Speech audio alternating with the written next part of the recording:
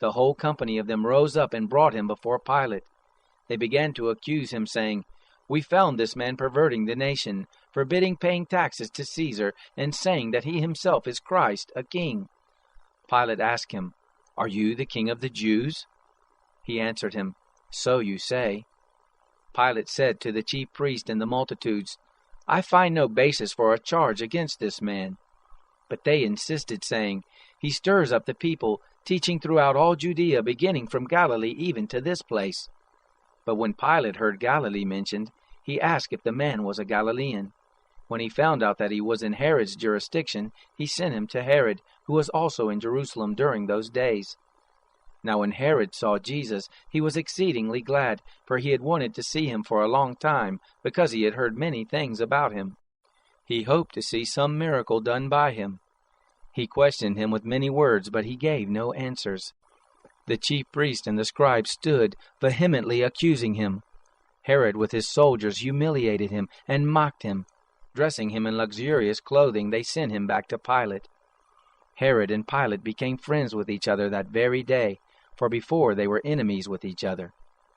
Pilate called together the chief priests and the rulers and the people, and said to them, "You brought this man to me as one that perverts the people, and see, I have examined him before you, and found no basis for a charge against this man concerning those things of which you accuse him. Neither has Herod, for I sent you to him, and see, nothing worthy of death has been done by him. I will therefore chastise him and release him." Now he had to release one prisoner to them at the feast, but they all cried out together, saying, "Away with this man! Release to us Barabbas, one who was thrown into prison for a certain revolt in the city, and for murder." Then Pilate spoke to them again, wanting to release Jesus, but they shouted, saying, "Crucify! Crucify him!" He said to them the third time, "Why? What evil has this man done? I have found no capital crime in him. I will therefore chastise him and release him." But they were urgent with loud voices, asking that he might be crucified. Their voices and the voices of the chief priests prevailed. Pilate decreed that what they asked for should be done. He released him who had been thrown into prison for insurrection and murder, for whom they asked, but he delivered Jesus up to their will. When they led him away, they grabbed one Simon of Cyrene coming from the country, and laid on him the cross to carry it after Jesus. A great multitude of the people followed him, including women who also mourned and lamented him. But Jesus, turning to them, said, "Daughters of Jerusalem, don't weep for me, but weep for yourselves and for your children. For behold, the days are coming in which they will say, 'Blessed are the barren, the wombs that never bore, and the breasts that never nursed.'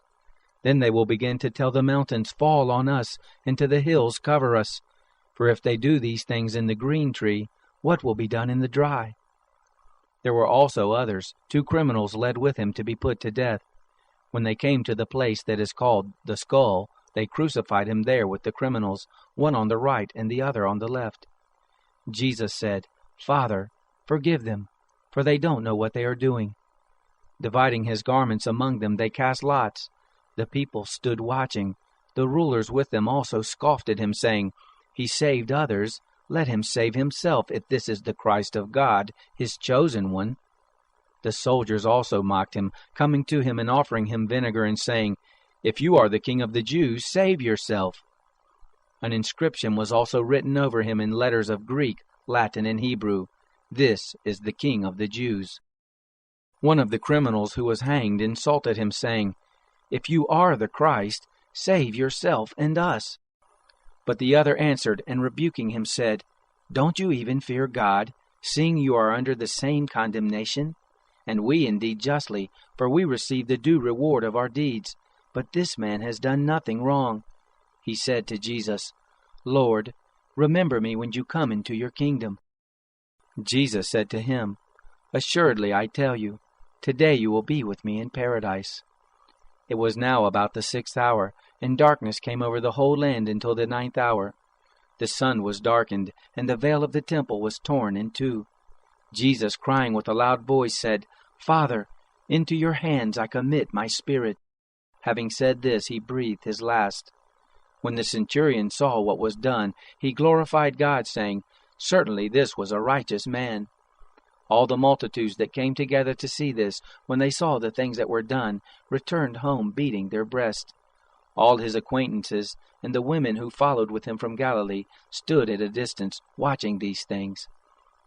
Behold, a man named Joseph, who was a member of the council, a good and righteous man, he had not consented to their counsel indeed, from Arimathea, a city of the Jews, who was also waiting for the kingdom of God. This man went to Pilate and asked for Jesus' body. He took it down and wrapped it in a linen cloth, and laid him in a tomb that was cut in stone, where no one had ever been laid. It was the day of the preparation, and the Sabbath was drawing near.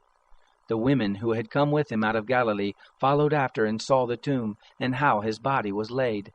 They returned and prepared spices and ointments. On the Sabbath they rested according to the commandment.